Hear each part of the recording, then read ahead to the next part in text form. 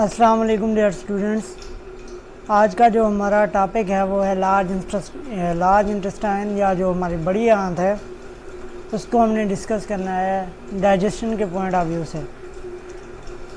तो ये हमारा डाइजेशन का जो लास्ट पार्ट है, डाइजेशन जहाँ पे आके कंप्लीट हो रही है। बेसिकली क्या है कि लार्ज इंटेस्टाइन में डाइजेशन का प्रोसेस जो है वो नहीं हो रहा, यहाँ पे जस्ट जो है अब्जॉर्प्शन होती है। डाइजेशन के बाद जो रिमेनिंग जो हमारे पास फूड के अंदर जो स्पीसीज के अंदर जो है रिमेनिंग जो ज़रूरत की जो चीज़ें रह जाती हैं, बाकी वो क्या करती है वो हमारी बॉडी में दोबारा अब्जॉर्ब कर ली जाती हैं। तो इसलिए हम इसको क्या कहते हैं कि जो लार्ज इंटेस्टाइन है इसका जो फंक्शन है ये क्या है, इसका फंक्शन एब्जॉर्प्शन है, ना कि डाइजेशन है। तो लास्ट वाले लेक्चर में हमने डिस्कस किया था कि स्मॉल इंटेस्टाइन को, तो स्मॉल इंटेस्टाइन को मैंने यहाँ पे शो किया हुआ है कि इसके कितने पार्ट थे, ड्यूडेनम, जेजुनम और इलियम था। ये इलियम जो था इसका लास्ट पार्ट ये यहाँ पे आके ख़त्म होता है और इसी जगह से शुरू होती है हमारी लार्ज इंटेस्टाइन। और लार्ज इंटेस्टाइन की ये जो हमारी ये कंप्लीट जो है स्ट्रक्चर है। तो लार्ज इंटेस्टाइन को हम कितने पार्ट्स में डिवाइड करते हैं, हम इसको 3 हिस्सों में डिवाइड करते हैं। हमारी बड़ी आंत है। अच्छा, इससे पहले आपको एक इंटरेस्टिंग चीज़ बता दूं कि हम कहते हैं ना large intestine and small intestine. यहाँ पे लार्ज और स्मॉल जो है वो उसके साइज़ के लिए नहीं इस्तेमाल कर रहे। ऐसा नहीं है कि जो स्मॉल इंटेस्टाइन है वो छोटी होगी और जो लार्ज इंटेस्टाइन है वो साइज़ के लिहाज से बड़ी होगी। यहाँ पे साइज़ की बात नहीं हो रही, लेंथ की बात नहीं हो रही। हमने लास्ट वाले लेक्चर में डिस्कस किया था कि जो स्मॉल इंटेस्टाइन थी जहाँ पे डाइजेशन हो रही थी, जो हमारी डाइजेशन है वो हमारी स्मॉल इंटेस्टाइन तक आके ख़त्म हो जाती है। लार्ज इंटेस्टाइन में क्या होती है, जस्ट एब्जॉर्प्शन होती है। तो जो स्मॉल इंटेस्टाइन है वो लास्ट वाले लेक्चर में हमने डिस्कस किया था कि उसकी जो लेंथ है वो कितनी है, वो 6 से 7 मीटर की थी वो उसकी लेंथ जो थी। जबकि जो लार्ज इंटेस्टाइन है इसकी लेंथ कितनी है, इसकी लेंथ कितनी होती है, 2 मीटर होती है, जस्ट 2 मीटर इसकी लेंथ है। मीन ये स्मॉल इंटेस्टाइन से लेंथ में छोटी होती है। लेंथ में तो ये छोटी है, फिर हम इसको लार्ज क्यों कह रहे हैं? ये बहुत ही इंटरेस्टिंग जो है फैक्ट है कि लेंथ तो इसकी छोटी है, फिर हम इसको लार्ज क्यों कह रहे हैं? क्योंकि इसका जो डायामीटर है, डायामीटर इसकी जो चौड़ाई है वो क्या है, वो ज़्यादा है। स्मॉल इंटेस्टाइन का जो डायामीटर है वो कम होता है। ये जो डायामीटर है, ये जो पोर साइज है, ये क्या होता है, कम होता है। ये लार्ज इंटेस्टाइन का ये जो डायामीटर है, ये जो कैनाल का एक डायामीटर है, ये क्या है, ये ज़्यादा है। इसलिए हम इसको क्या कह देते हैं, लार्ज इंटेस्टाइन। लार्ज इंटेस्टाइन के स्ट्रक्चर के लिहाज से बात करें तो इसको 3 हिस्सों में डिवाइड किया गया है। एक को हम कहते हैं सीकम, ये जो फर्स्ट जो बैलून टाइप स्ट्रक्चर है जहाँ पे आके जो है हमारी स्मॉल इंटेस्टाइन इंटर होती है हमारी लार्ज इंटेस्टाइन में। ये जो फर्स्ट बैलून टाइप स्ट्रक्चर है इसको हम क्या नाम देते हैं, सीकम का। सीकम के बाद हमारे पास एक लार्जर जो ट्यूब है, जो वेसल है, जो कि फोल्ड होती रहती है पूरे, जो एक हमारी एब्डोमिनल कैविटी है उसके गिर्द जो लिपटी होती है उसके अंदर फोल्डिंग बनाती है। इसको हम क्या कह देते हैं, कोलोन कह देते हैं। कोलोन कहाँ से स्टार्ट होती है, यहाँ सीकम से स्टार्ट होके यहाँ तक जो है, ये यहाँ तक क्या है, कोलोन है। अब कोलोन को फिर मज़ीद जो है 3 पार्ट्स में डिवाइड किया गया है। एक फर्स्ट जो यहाँ से ऊपर की तरफ जा रहा है, इसको हम क्या नाम देते हैं, असेंडिंग कोलोन। असेंड मीन चढ़ना, यहाँ से ऊपर की तरफ जाता है। यहाँ पे अगर हमारा सीकम प्रेजेंट है, ये देखें, यहाँ पे अगर हमारा जो है सीकम प्रेजेंट है तो यहाँ से ऊपर की तरफ आएगा जो है पोर्शन जो लार्ज इंटेस्टाइन का, इसको हम क्या कह देते हैं, असेंडिंग कोलोन। असेंडिंग के बाद फिर कुछ पोर्शन जो है वो इस साइड पे आता है, ऐसे हॉरिजेंटली मूव करता है, हमारी बॉडी के ट्रांसवर्सली मूव करता है। ये जो इस साइड पे मूव कर रहा है, एक तो ये था जो ऊपर की तरफ आ रहा है, ऊपर की तरफ बिल्कुल यहाँ से ऊपर की तरफ आ रहा है, ये क्या है, असेंडिंग है। दूसरा ये है जो यहाँ से ऐसे हमारी बॉडी के ट्रांसवर्स साइड पे मूव करता है, इसको हम क्या कह देते हैं, ट्रांसवर्स कोलोन। ये जो है हमारे पास, ये क्या है हमारे पास, ट्रांसवर्स है। तो जैसे ही ट्रांसवर्स कोलोन यहाँ पे आता है तो यहाँ से फिर ये नीचे दोबारा से यहाँ नीचे मूव करता है, नीचे की तरफ। ये जो नीचे वाला पोर्शन है यहाँ तक ये क्या है हमारा, ये हमारा डिसेंडिंग कोलोन है।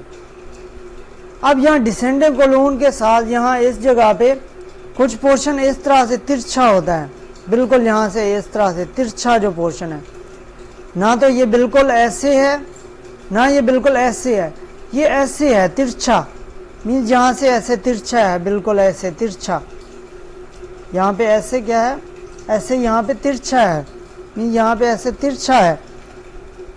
ये जो तिरछे वाला पोर्शन है, ये जो पोर्शन है, इसको हम क्या कह देते हैं, सिग्मोइड।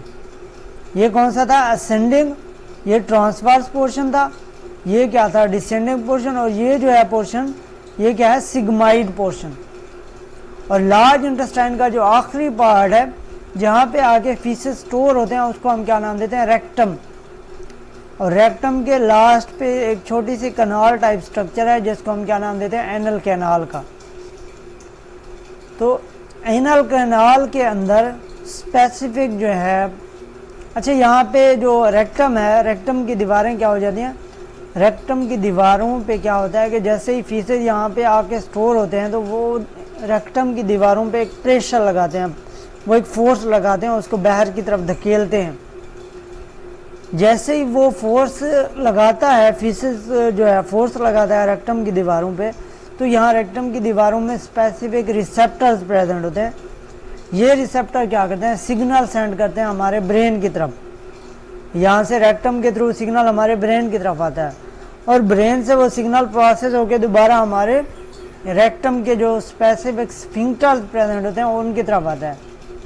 दो तरह के स्फिंक्टर्स प्रेजेंट होते हैं, एक को कहते हैं इंटरनल स्फिंक्टर, एक को कहते हैं एक्सटर्नल स्फिंक्टर। इंटरनल क्या है, अंदरूनी, जो अंदर वाली साइड पे स्फिंक्टर होगा, दरवाज़ा होगा, उसको हम क्या नाम देते हैं, इंटरनल स्फिंक्टर। और जो बाहर का दरवाज़ा है, उसको क्या नाम देते हैं, एक्सटर्नल स्फिंक्टर। ये जो इंटरनल स्फिंक्टर है, ये क्या है, नॉन वॉलंटरी है, मीन्स इस पर हमारा कोई कंट्रोल नहीं है। इसकी ओपनिंग और क्लोजिंग दिमाग के थ्रू सिग्नल आया, उसने क्या करवा दी, इसकी ओपनिंग करवा दी या इसकी क्लोजिंग करवा देता है। लेकिन ये जो एक्सटर्नल स्फिंक्टर है, ये क्या है, ये हमारे कंट्रोल में है। जो बाहर वाला दरवाज़ा है, ये हमारे कंट्रोल में है कि अगर हम फ़र्ज किया कि हमारे जो फीसेज हैं वो वहाँ पे स्टोर हुए रेक्टम के अंदर, उनने पुश किया, हमारी जो रेक्टम की दीवारें हैं उन्हें बाहर की तरफ पुश किया, और हमें क्या, हमारे दिमाग को क्या चला गया, सिग्नल चला गया कि हाँ जी, अब फीसेज को डेफिकेट करना है। डेफिकेशन मीन कि अब उनको एक्सपेल करना है, बाहर निकालना है।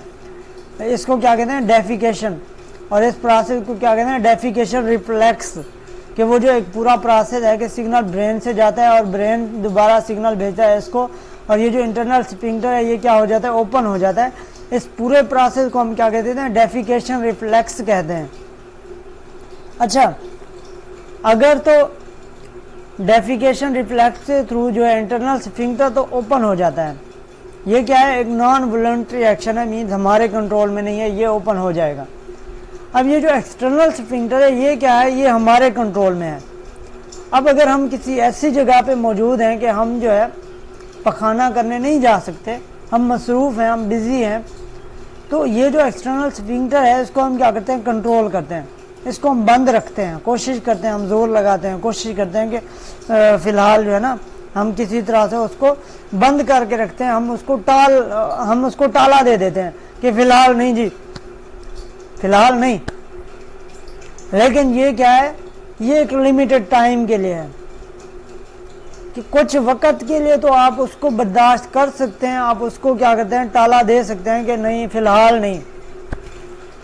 एक स्टेज ऐसी आती है कि ये जो रेक्टम की दीवारों पे फोर्स लग रही है, ये इतनी ज़्यादा हो जाती है कि फिर आपको मजबूरन जो है फिर आपको भाग के जाना पड़ता है कि अब जो कंट्रोल से बाहर हो गया है जी काम, अब कंट्रोल से काम बाहर हो गया है, अब जाना ही जाना है।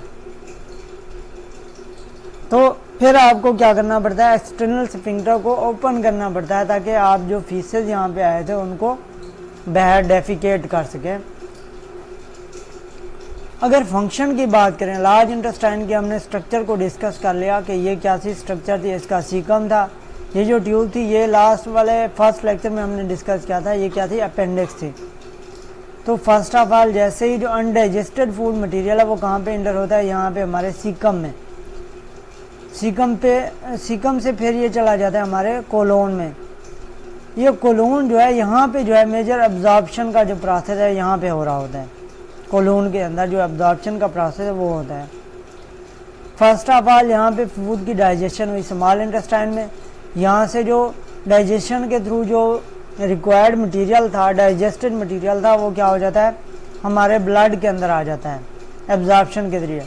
मीन्स एब्जॉर्प्शन स्मॉल इंटेस्टाइन के ज़रिए भी हो रही है, लेकिन स्मॉल इंटेस्टाइन में जो है डाइजेशन भी हो रही है, एब्जॉर्प्शन भी हो रही है। तो इसलिए हम उसको जो है मोस्टली डाइजेशन के लिहाज से याद करते हैं। लेकिन जो लार्ज इंटेस्टाइन है इसमें जस्ट एब्जॉर्प्शन हो रही है, डाइजेशन का प्रोसेस नहीं हो रहा। तो अनडाइजेस्टेड जो मटेरियल था, वेस्ट मटेरियल था, वो क्या आ जाता है यहाँ पे लार्ज इंटेस्टाइन के अंदर आ जाता है। लार्ज इंटेस्टाइन की फंक्शन की बात करें तो इसका जो फंक्शन है वो क्या है, एब्जॉर्प्शन है।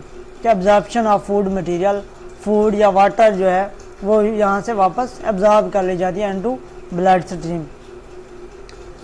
तो काइम जब हमने बात की थी कि स्टमक से जब फूड जो है एसिडिक फूड स्मॉल इंटेस्टाइन में इंटर होती है तो उस फूड को हम क्या नाम देते हैं, काइम का नाम देते हैं। स्मॉल इंटेस्टाइन वाले लेक्चर में हमने सारा जो वर्ड यूज़ किया था वो काइम का वर्ड यूज़ किया था। लेकिन ये वाला काइम जब डाइजेशन हुई, इससे जो डाइजेस्टेड मटेरियल था वो एब्जॉर्ब कर लिया ब्लड के अंदर, तो अब जो रिमेनिंग अनडाइजेस्टेड वेस्ट मटेरियल है अब ये इंटर हो जाएगा हमारे लार्ज इंटेस्टाइन के इस पार्ट में, सीकम में।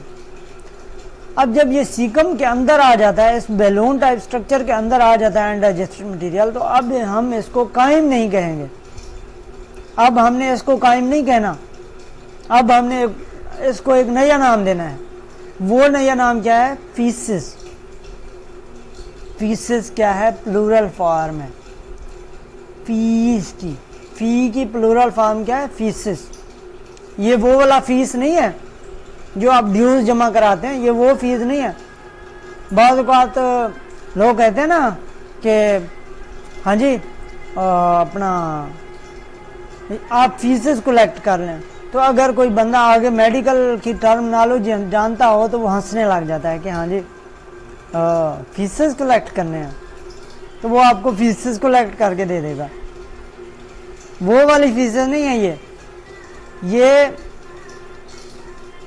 ये फीसेस जो है वो आपके पखाने के लिए यूज़ होता है। तो आप जब भी फीस की बात करें तो उसको जस्ट फीस कहें, फीसेस ना कहें, उसको फीस कहें। फीसेस इसके लिए यूज़ हो रहा है। तो फीसेस के अंदर क्या क्या प्रेजेंट है, फीसेस के अंदर पानी प्रेजेंट है, वाटर प्रेजेंट है, साल्ट प्रेजेंट है। इसके अलावा इसके अंदर बैक्टीरिया प्रेजेंट है। बैक्टीरिया के अलावा इसमें क्या प्रेजेंट है, इसमें अनडाइजेस्टेड प्रोडक्ट्स प्रेजेंट है। अब अनडाइजेस्टेड प्रोडक्ट्स में मोस्टली जो टर्म यूज़ करते हैं वो हम सेलुलोज की, कि हमने जो मटेरियल खाया, खुराक खाई, उसमें जो सेलुलोज पार्ट है वो हमारा जो इंटेस्टाइन है, जो हमारा डाइजेस्टिव सिस्टम है, वो सेलुलोज को डाइजेस्ट नहीं कर पाता। तो सेलुलोज क्या हो जाती है, एज ए अनडाइजेस्टेड प्रोडक्ट फिर दोबारा से हमारे फीसेस के थ्रू बाहर चली जाती है। सेलुलोज के बाद एक और टर्म यूज़ करते हैं हम रफेज की। रफेज भी अनडाइजेस्टेड फूड मटेरियल है जो कि हमारे फीसेस से क्या हो जाता है, एक्सपेल हो जाता है। इसके अलावा कुछ वाइटामिन जो हैं, विटामिन बी एंड के, ये भी इसका पोर्शन है। तो यहाँ से वाटर और ये जो वाइटामिन पोर्शन है ये क्या हो जाता है, और कुछ साल का पोर्शन जो है ये एब्जॉर्ब हो जाता है वापस हमारे ब्लड स्ट्रीम में। तो अगर तो यहाँ से एब्जॉर्प्शन जो है वाटरी फॉर्म में हो रही है, वाटर की फॉर्म में हो रही है, फ्लूइड फॉर्म में हो रही है, वाटर की जो है एब्जॉर्प्शन जो है यहाँ पे जो है वो अगर स्टॉप हो जाती है किसी वजह से, तो ये जो हमारा फीसेस है ये क्या होगा, वाटरी होगा। और इस कंडीशन को हम क्या कह देते हैं, डायरिया कह देते हैं। डायरिया के रिजल्ट में हमारे पास जो फीसेस होंगे हमारे, वो क्या होंगे, वो वाटरी होंगे, फ्लूइड की फॉर्म में होंगे। तो इसको हम क्या कहते हैं, watery stool. Stool mean faeces, कि वाटरी फीसेस हैं उसको हम डेफिकेट करते हैं। और एक दूसरी कंडीशन क्या होती है कि अगर ये जो वाटर है ये ज़्यादा अमाउंट में अब्जॉर्ब हो जाता है, मीन यहाँ से भी वाटर अब्जॉर्ब हो रहा है, यहाँ से भी वाटर अब्जॉर्ब हो रहा है, तो यहाँ पे जो फीसेस होंगे वो क्या होंगे, सॉलिड फॉर्म में चले जाते हैं। पिछले वाले जो डायरिया कंडीशन थी उसमें क्या था, वो फ्लूइड फॉर्म में थे, लेकिन यहाँ पे क्या है, ये सॉलिड फॉर्म में है। तो अगर फीसेस सॉलिड फॉर्म में होंगे तो अब इनको हम क्या नाम देते हैं, कंडीशन को कॉन्स्टिपेशन का नाम दे देते हैं, कॉन्स्टिपेशन। अच्छा, इसके बाद एक और चीज़ जो हमने डिस्कस करनी है वो ये कि कलर और स्मेल जो है फीसेस की, वो किस वजह से होती है। फीसेस का कलर येलो या ब्राउन होता है, ये क्यों होता है कि हमारे जो रेड ब्लड सेल्स आ गए थे इधर, उनके अंदर एक पिगमेंट प्रेजेंट है, हेमोग्लोबिन। हेमोग्लोबिन का जो पिगमेंट है वो ब्रेक डाउन होगी हेमोग्लोबिन की, तो फिर वो ब्रेक डाउन होकर उसका जो पिगमेंट बन जाएगा बिलीरुबिन।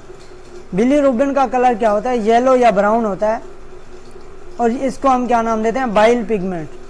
तो बाइल पिगमेंट्स की वजह से जो हमारे फीसेस का कलर होगा वो क्या होगा, येलो या ब्राउन होगा। और जो स्मेल होती है वो क्यों होती है, मैंने आपको पहले बताया कि यहाँ पे बैक्टीरिया प्रेजेंट हैं जो नाइट्रोजनस मटेरियल की क्या करते हैं, ब्रेक डाउन करते हैं। ये बैक्टीरिया क्या करते हैं, फूड की ब्रेक डाउन करते हैं, तो ये इसी वजह से क्या करते हैं, इनके अंदर क्या होती है, स्मेल जो है प्रोड्यूस हो जाती है फूड के अंदर। आज का जो हमारा लार्ज इंटेस्टाइन का पोर्शन है वो इतना ही है। लार्ज इंटेस्टाइन में क्या होती है, एब्जॉर्प्शन ऑफ जो है रिमेनिंग जो है वाटर या जो साल्ट्स हैं या जो विटामिन हैं उनकी एब्जॉर्प्शन हो रही है, और जो फीसेस हैं उनको रेक्टम के थ्रू जो है एक्सपेल किया जाता है। तो आज के लेक्चर में इतना ही था। तो डाइजेशन का हमारा जो प्रोसेस है ये कंप्लीट हुआ। कल के लेक्चर में इंशाल्लाह हम डाइजेस्टिव डिसऑर्डर्स को डिस्कस करेंगे। Okay, thank you.